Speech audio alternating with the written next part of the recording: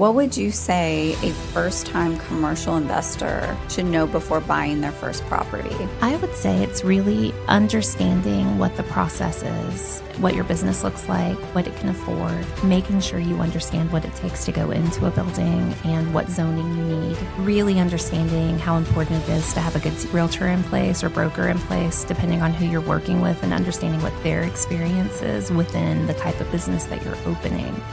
Because I may have opened 40 doctor's offices, but never a lay-down yard. And the person that's going to know what obstacles need to be overcome are very important for protection standards for what your business is, and being able to ask you the right questions so that you can ensure that you have a plan in place so that your business will be set up to be successful. Welcome to the Homeowner Hookup. Where we break down everything you need to know about real estate. Straightforward, practical, and always up to date. We're your hosts, Megan Huey And Sydney Ragusa. Let's dive in. Hey, Sid. Hi, Meg. How's it going? Oh, it's going good. How are you? Good. We have a very special guest with us today. We have Nicole Ryan. She's the Director of Commercial Real Estate at United Real Estate Gallery. She has 20 years of real estate experience and 10 plus years in the commercial realm. And she is here to tell us all about commercial real estate. Can I add that she's a complete badass? Yes, she is. She's a complete badass. One of my first ever deals in real estate was actually with Nicole. I think it was maybe like my 10th deal ever that I had done in real estate, and it was with Nicole 10 years ago. Nice. I remember that. I do remember that. Yeah, I know. It's funny. And then we ended up with the same company. Yeah, we did. Well, also, I have very good stories about Nicole as well, which I will sprinkle in here because I have done a few commercial deals and I refuse to do them without Nicole. And I always feel very honored because your reputation precedes you, and people will be like, oh, no, she won't work with anyone. She only takes referrals, because you end up doing most of the work because commercial is very different. Mm-hmm. And I've gotten the opportunity to work with her on quite a few now, and I'm so honored and excited. She's awesome. Well, it's an honor to be here with both of you. I trust you both completely, and you guys are some of the hardest workers in the real estate industry. So thank you for having me. We appreciate you. We appreciate you. Okay, so let's kind of get into what made you lean towards commercial real estate, because you were already in it for about 10 years, and then you started really focusing mainly on commercial. What made you do that? Well, my first 10 years in the industry was tied to lending. So I was an underwriter, mostly residential. Towards the end of my underwriting experience, TD Bank gave me the opportunity to work on some high-level commercial lending underwriting, and I was able to actually learn commercial from contract through close and had a really good understanding of what that looked like. Mm-hmm.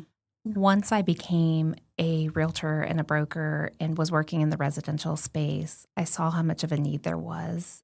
We were in a firm. Our firm has 400 to 600 agents, depending on when we are within our life cycle of the brokerage. And there were so many leads, even for myself, that I was giving out. And as you give out those leads, unfortunately, if the value of the deal isn't $400,000 or more, or the people haven't been in business for 10 years, or they're not a well-known company or a national company, a lot of the bigger box shops were turning away our leads. Through that, we basically had a big need within the brokerage and within our own personal relationships that we had to have opportunity to be able to work a little bit more. So my business partner and I at the time went to our brokerage and asked if we could start a commercial space within the entity. And I knew everything from contract to close, and my partner knew everything on a C-suite executive space. And together we were able to build out the commercial brand that United Real Estate Gallery Commercial has right now. Yeah, that's wild. Wow, okay. Yeah, you've been doing it a long time. Mm-hmm. Super experienced. I've heard this woman go through the entire commercial contract. She knows it start to finish, inside and out. So Sydney and I, we have some questions for you. We're just going to kind of bounce back and forth. Yeah.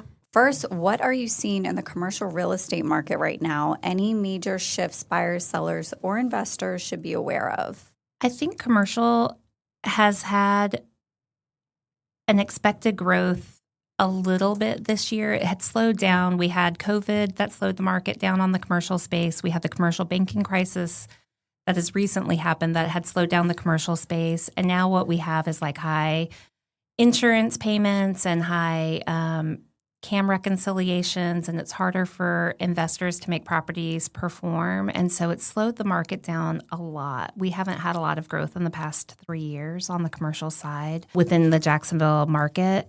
And I think now we're seeing more confidence come to the market. So I do think there's some growth with caution happening, and I'm really excited about this year.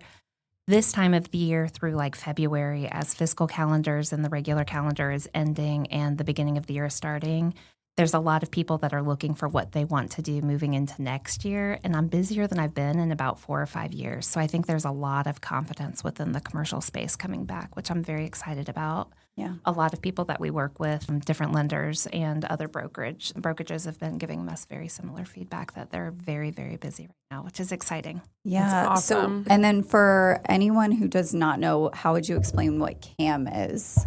So CAM is when you lease a property as an investor, you have the market rent, which is going to just be what the average price per square foot is on a lease. And then you have CAM if it's a modified gross lease or a triple net lease. And what the CAM does is that's going to go through your property taxes for the property.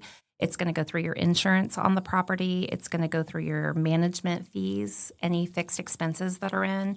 You divide that out over the period or over the square footage of the entire property. And then every tenant within that building basically or property would pay a percentage, their appropriate percentage of what the expenses are for the property. So that basically ensures that the owner of the entire property, they have the taxes, the insurance paid for by the tenants individually. And that number can vary, correct? Yeah, that number can vary. It is auditable. So you typically have a CPA that assists you in giving you what that dollar per square foot is on an annual basis. But then come beginning of the year, you go through an audit process and then they do a reconciliation, and anything that they were short, that would get passed back through to the tenant. So that is something on a lease that needs to be reviewed on an annual basis. And you should be educated on that as a tenant to ensure that you're trying to ensure that those can only change on a very limited, like you can usually put a cap on the increase. Yeah, that was something when Cody and I first started leasing for the landscaping business.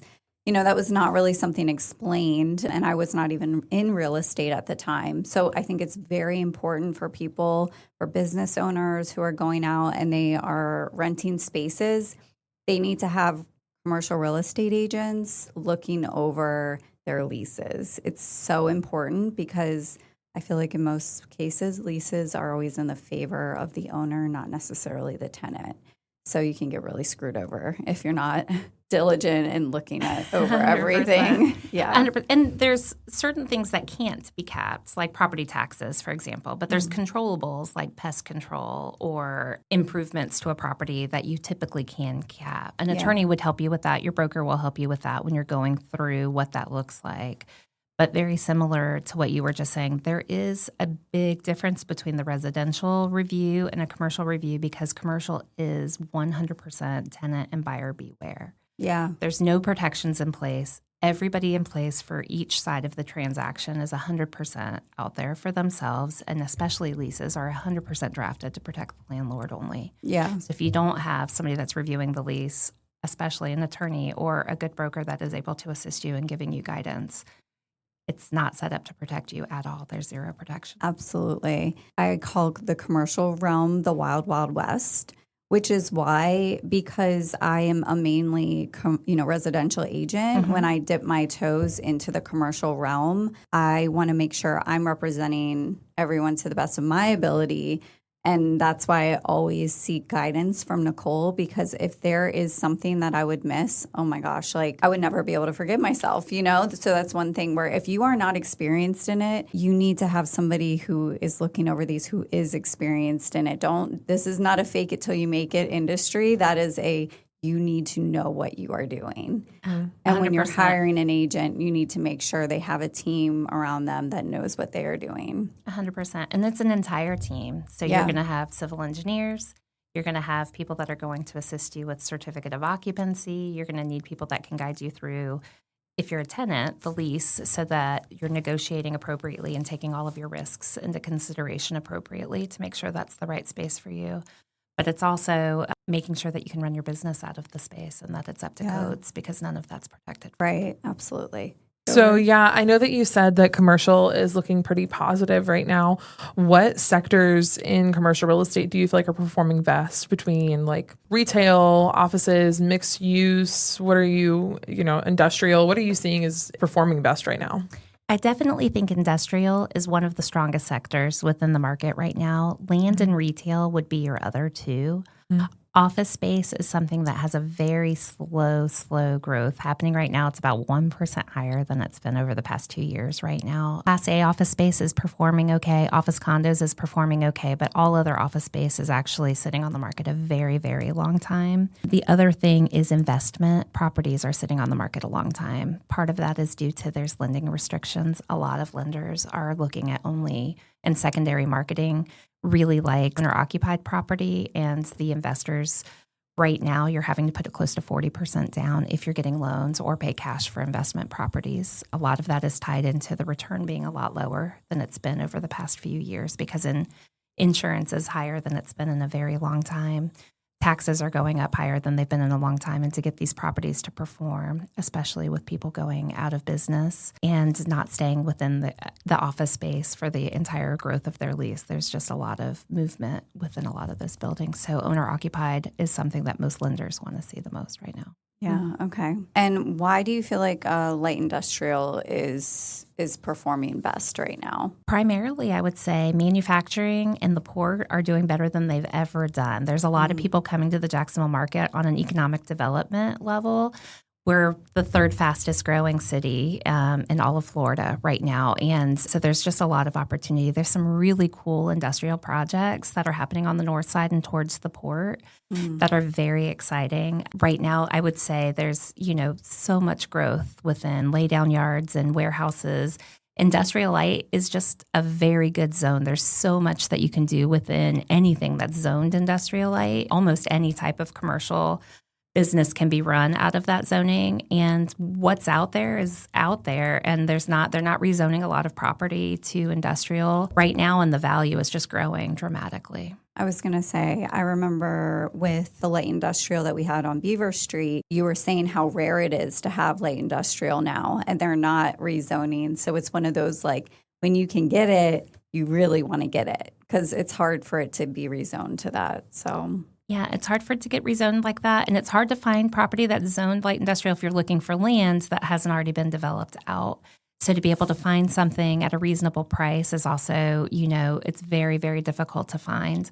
People are renegotiating leases right now. I just renegotiated a lease off of Commonwealth where they were paying about $8,000 a month. And with their lease renewal to market rates, they're now paying close to $24,000 a month for that same space, just with a lease renewal and what the market's calling for right now. Oh my goodness. That is a huge jump. Yeah, that would take the wind from beneath your sails. Yeah. That is It's massive. Hard. It's good as a property owner. It's hard as a business owner, though. Yeah. And it's hard for us that are trying to protect all of the clients that we're working for. And it's more important than ever to negotiate appropriately. The renewals is a very, very important thing to negotiate appropriately. Within the lease, you'll see that you can renew to the market rate. And if you don't put protection standards in place to what that is and who is the person that gets to dedicate that or a formula of how that's going to be calculated appropriately, it leaves it open for negotiation. So it's not really a protection that you have in place. Yeah.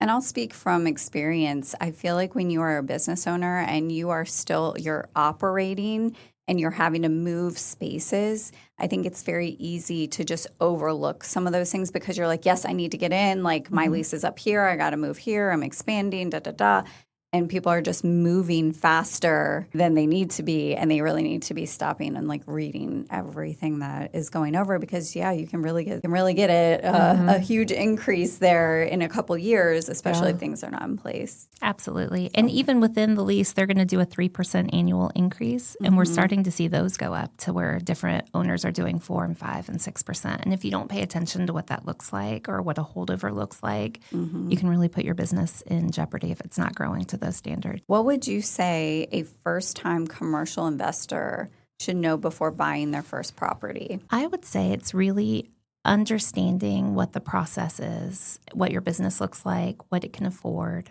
making sure you understand what it takes to go into a building and what zoning you need, really understanding how important it is to have a good realtor in place or broker in place, depending on who you're working with, and understanding what their experience is within the type of business that you're opening. Mm-hmm. Because I may have opened 40 doctor's offices, but never a lay-down yard. And the person that's going to know what obstacles need to be overcome are very important for protection standards for what your business is, and being able to ask you the right questions so that you can ensure that you have a plan in place so that your business will be set up to be successful. Also an escape clause, so subletting spaces that you have and being able to sell your building for what are purchasing it for, so that if your business does not succeed, if you're a newer business, that you are not stuck with $10,000 to $20,000 a month in a rental property that you're not able to unload. Because once you sign a lease, the lease is yours, and you have a personal guarantee on that. And 95% of the time, almost 100% of the time, if you're a newer business and have not been established long enough, and you're still going to be having to make those payments even if you're no longer in business. Yeah. Oof. That would not be fun. On top of the many other bills that everyone has. Yeah. So this one may be a loaded one because I know it's a lot. But how do you analyze commercial properties different than residential properties? That is a loaded question. Because we all know it's way different. It's not a one-size-fits-all, right? Every property is completely different. And what is important to one buyer isn't important to another. So if you're an investor, what matters is your return on your investment and your cap rate. And you're actually valuing that property based off of paper, not anything tied to the real estate at all. Mm-hmm. And these investors want to see, depending on the type of property, that it is somewhere from 5 to 10% return. And so the valuation on that is 100% based off of how you get the right tenants in the building and how you get that property to perform to get it to the standard that you need it to be. But on the rest of the property, a lot of that is tied into, if you're a buyer and an owner user, it's very similar to residential, right? But in commercial, you can go back 2 years. You look at the comparables that are available within the area. You make sure that, the use is going to be a very important thing, and the highest and best use is the important thing. So when you're comparing it to the additional comparables, it's you're just comparing them to each other. So you're not going to compare a church, even though the zoning is one specific thing, to a gas station, even though they're in the same zoning. So just having an understanding of what the existing use, what the highest and best use is, and then you're just going back through comparables in relation to what that is. Where it gets a little wonky is when you're just looking at it from an investment perspective and having an understanding that it's truly who your tenants are, if they've renewed, because there's extra value when people renew and they're going to stay there long term, and what the return is on the space, and that you can, do a projected return based off of what the market is doing. So it's less emotional and much more strictly business. I don't know. I think people take their business very, very personally. Yeah. So I think it's 50-50. Fair. People's businesses are, their babies livelihood. And their livelihood. So I would almost say it's almost more emotional, even though that is what you hear other agents say is, I want to get into commercial because it's not, as emotional as residential, but I would say it's pretty similar. I have heard that. You're right. And I would disagree. It is emotional. It's very 100%. Emotional. Yeah. And it should be. This is something that you're building from the ground up, and it is your baby, and you want to make sure that wherever you're putting yourself is going to bring you the most. Now, sometimes it's not. Like some investors, out-of-state investors, if you're truly looking at it for a return, then there's no emotion in it at all. But if it's owner-occupied and it's a specific person that built their business within that space, even if it's become an investment property, it is personal to them. Yeah, yeah. Where would you say people are coming from out of state? Do we have a lot of people coming from out of state right now, or is it really local? That's a good question. So as I was preparing a little bit for our meeting today, I actually spoke with 2 lenders to see, in relation to what their experience is. For me, it's about 50-50 because I do work with a lot of investment properties. And unfortunately, right now, there's just not a lot of money out there. So you're going to have a lot of cash buyers that are looking at some of these investment properties. And a lot of them are coming from out of state because Jacksonville's growing so much faster than other areas. But it is still 50-50 for me. A lot of the lenders that I'm talking to actually aren't seeing as many out-of-state buyers as you would expect. Yeah. So they've not seen a lot. So I think a lot of the out-of-state are your cash buyers. Mm-hmm. I'm seeing a lot from the Northeast. I'm seeing a lot from Texas. I feel like in residential, we're seeing a lot from the Northeast and a lot from Texas as well. Yeah. Just in an overall search. So it would make sense that the trends would be similar in who all is coming here. Yeah, they're bringing their businesses here. I have a couple of countries that I have a lot of high buyer pool within. So I think we have a lot of, international buyers that are looking to buy. There are a the lot of too. international buyers moving here as well for the residential space. I think it was like over 60% coming into Northeast Florida was international. Mm-hmm.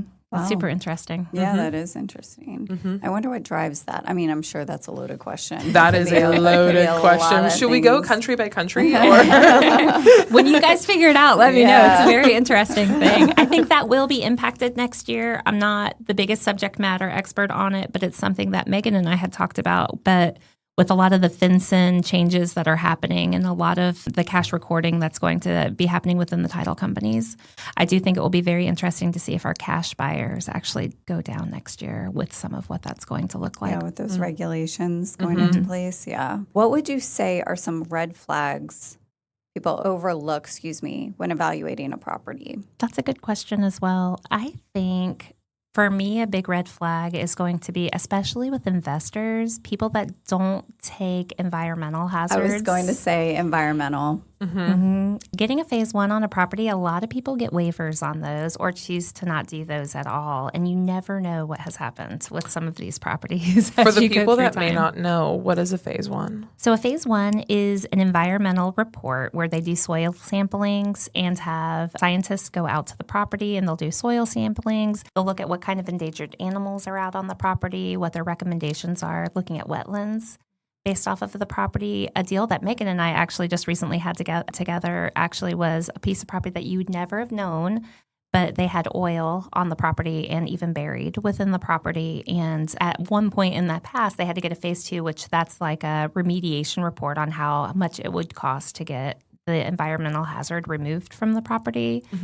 And if you don't ask the right questions or get it done and never know that it was done, you would not know what you were walking into. And I've had some properties where they had to remove 4 feet of soil over like a half a mile, and it was like hundreds and hundreds of thousands of dollars before they could even build their building on the property.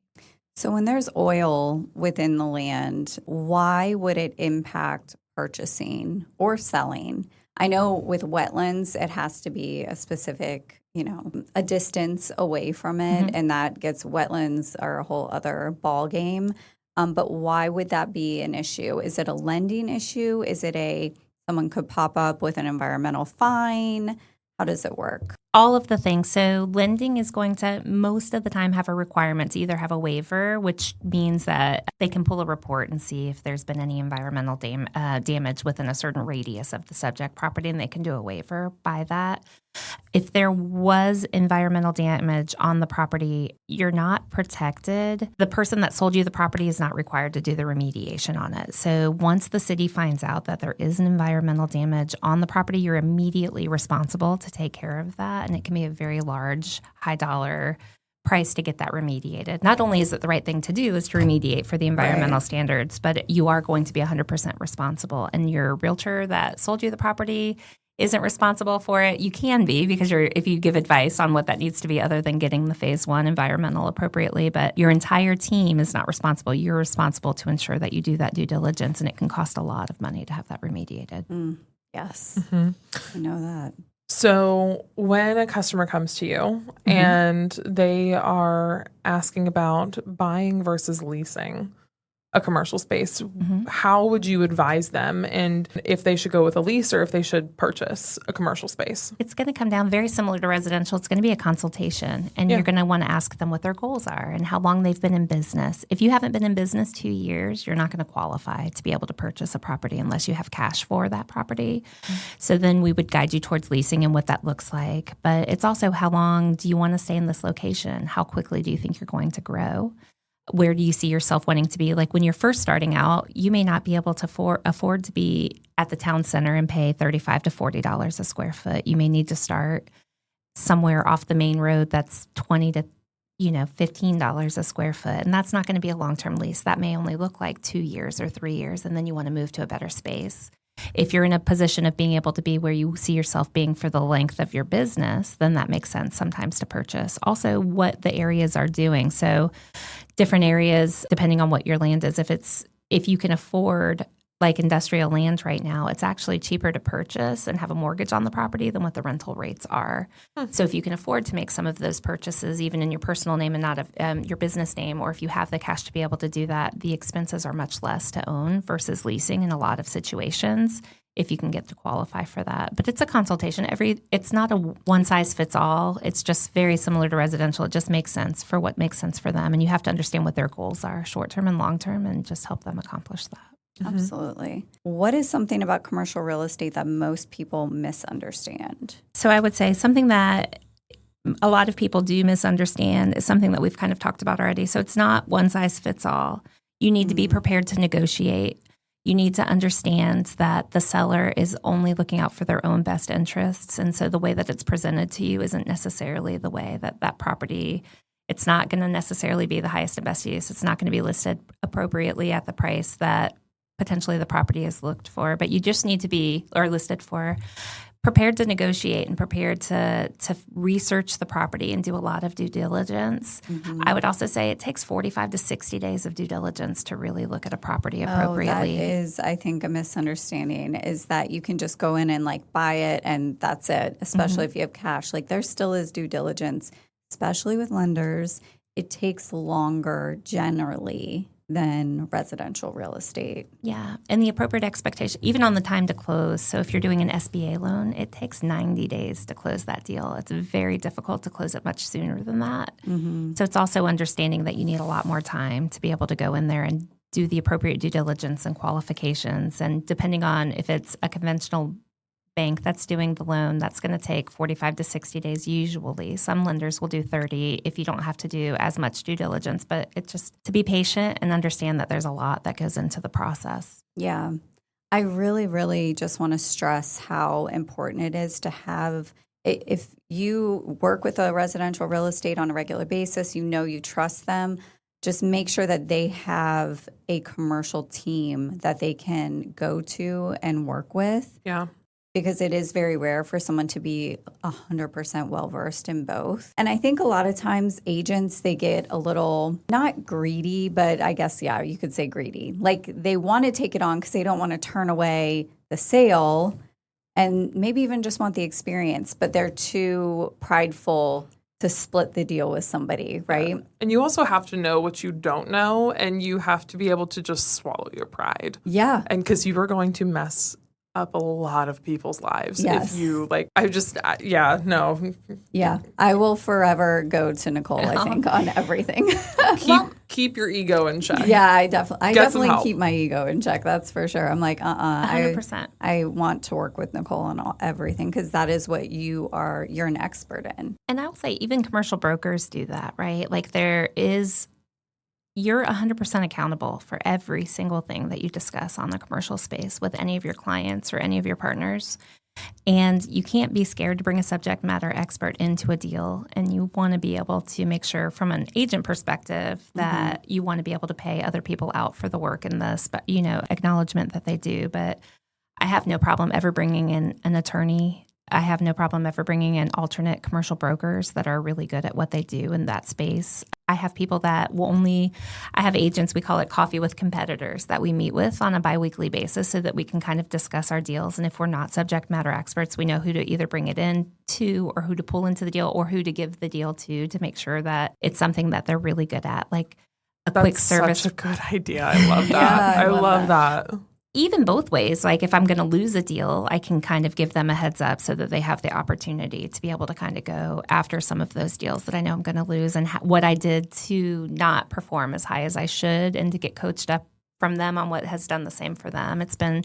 I feel like anytime you can meet with anybody that's within your industry that's willing to share the goods and the bad parts of the business, I think you make yourself stronger through that. But you never want to I hold myself accountable to ensure that I never work on anything that I'm not qualified to touch on or work on. And you definitely want to make sure that you're open and have the relationships in place to pull other people in. both ways for success and if you need help to be able to have them work on those deals with us for sure. Yeah, something I tell my kids all the time. You are the average of the top 5 people that you surround yourself with. Make sure those people are better than you. 100%. So that you're bringing yourself up and learning from other people. 100%. So, and there's so much to learn. Like there's so much on residential real estate and on commercial real estate. And you just always want to make sure that you're in a place that you're with subject matter experts and you know who you can trust to go to. I agree. Yeah. I agree. So can you walk us through one of your most challenging or rewarding deals? One of our recent closings that we had was industrial land. The buyer that came to us was not one of our buyers. He was somebody that purchased land in Arlington. For those of us that don't know, Arlington is doing the community reinvestment area, or Arlington CRA, right now. And if you purchase land, it's a trigger that you have to meet a new set standard of guidelines on how before you can open to get your certificate of use on what the property improvements need to be. And so we have a listing that we had that was land on the northeast side of town that somebody came to look at, and they were not able to open their business where they were currently. AIM came, got under contract with us, and we were able to help him be able to open the business that he wanted to be able to do there. But what made that property memorable for me, hopefully for you guys as well, is that we've worked with the seller. This is the second tenant that we've put within his space, and he had a comfort level on a specific price point with the prior tenant. And we were able to kind of go through the growth and the change that had happened and how much money he would be able to get out of that from a tenant perspective. And we were able to talk about what the value price would be for the acreage on that property.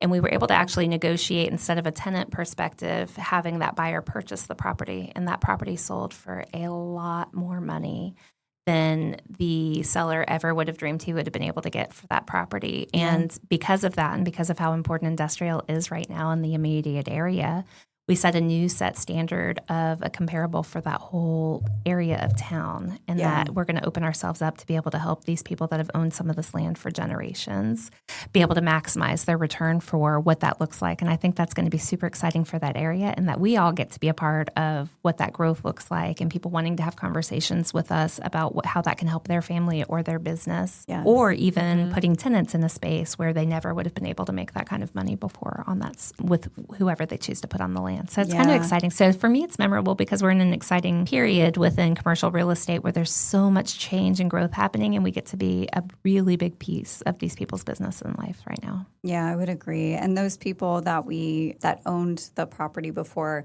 they hold a very special place in my heart. They were one of my first customers, definitely my first commercial sale. And we were able to get it leased out together, and it was for 2 years, I believe, right? And we were coming up, and then we were going to lease it out or sell it, and we ended up being able to sell it. And they're so thankful and so gracious and just like super appreciative of us for finding them this buyer. So. And they were able to turn around and use 1031 exchange to purchase property in the state that they want to open their business within. Yeah. And have so much more equity in the existing property that they're purchasing now because of that 1031 exchange. Yeah. I did the math on what they walked away with after just 2 years of owning that property, and like what they were making in rent and after they paid property taxes. And I'm like, good for you. That was a very smart investment for them. And it was quick. You don't usually see those, how fast it turns over.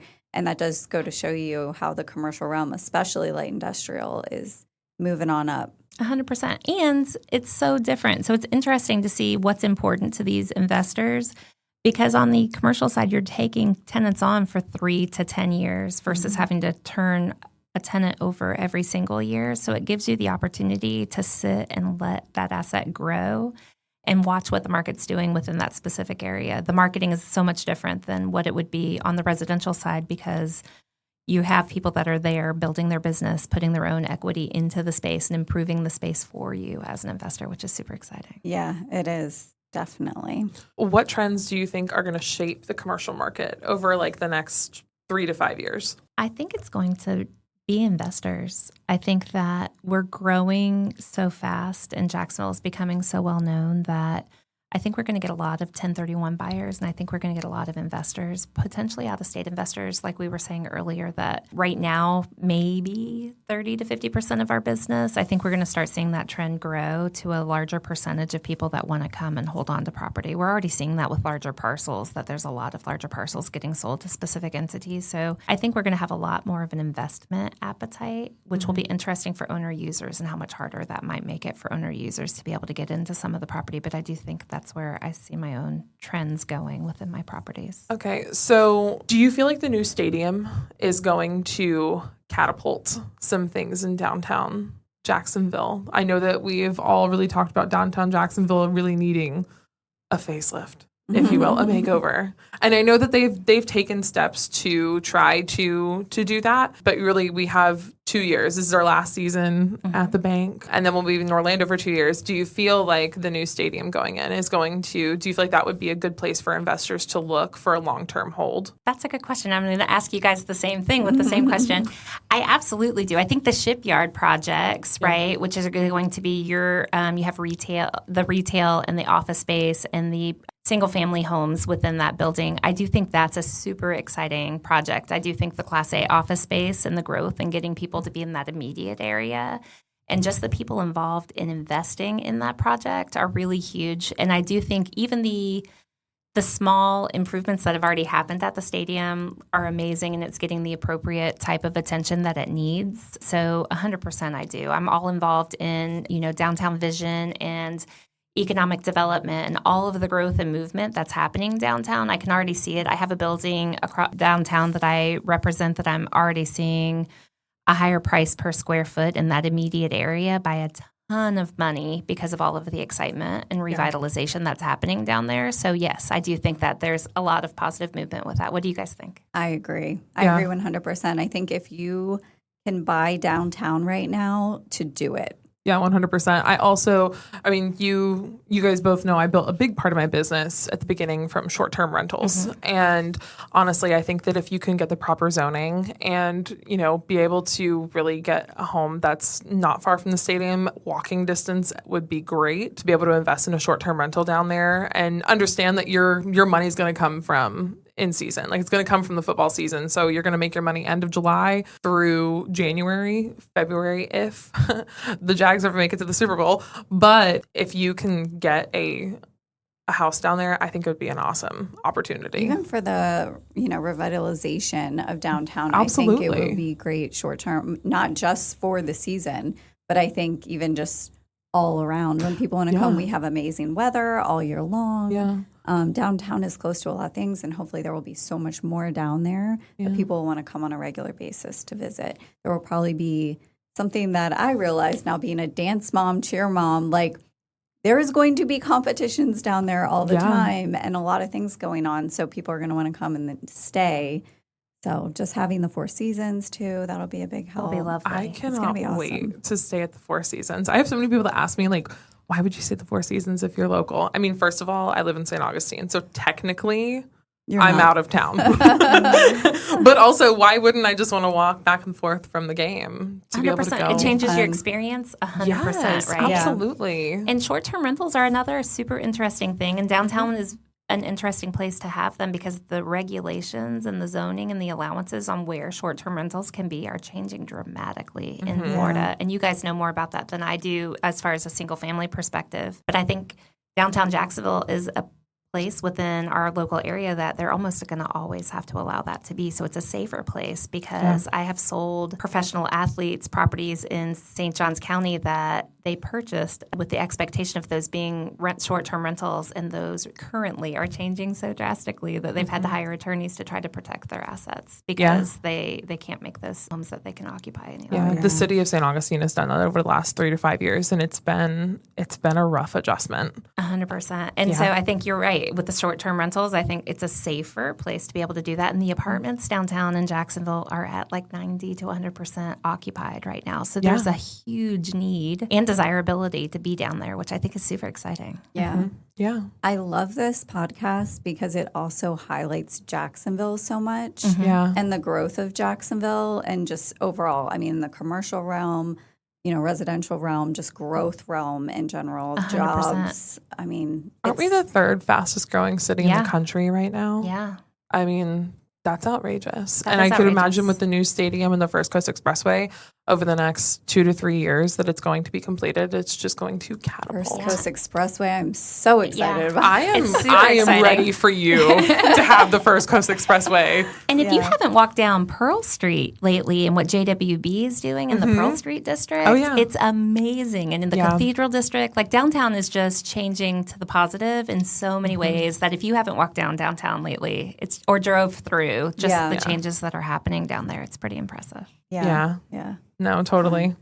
It is definitely fun.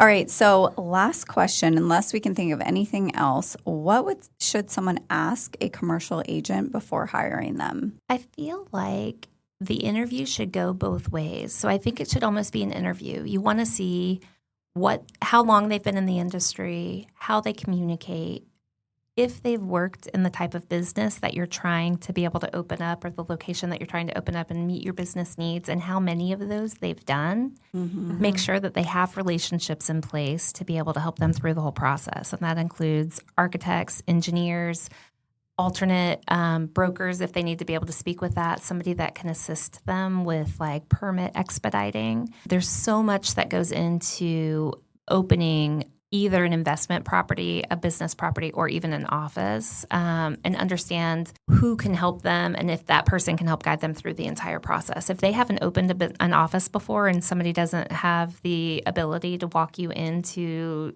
the fire marshal's office so that you can get somebody out there to look at the property and give you a punch list of what needs to be done, I mean, those are very, very important things. And it's just ensuring that you can work together and that they have a good team in place to help you and that they want to help you. Yeah. Mutual respect works both ways, and you want to make sure that you feel good working with people that are there and that they care for your business. Yes, 100%. That is something that you and Sydney both have taught me. Like, hey, this has to be a mutually beneficial relationship. Yes. This is not just like real estate agents just like getting beat up.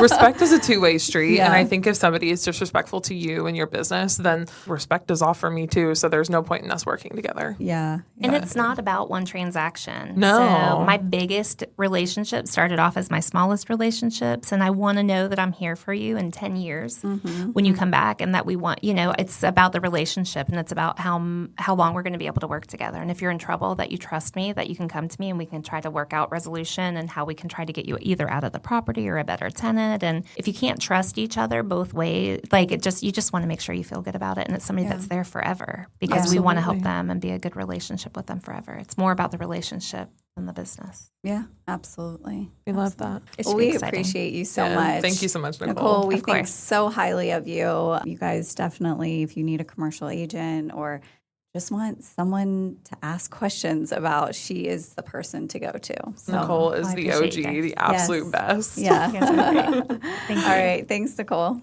Thanks, everybody. Bye.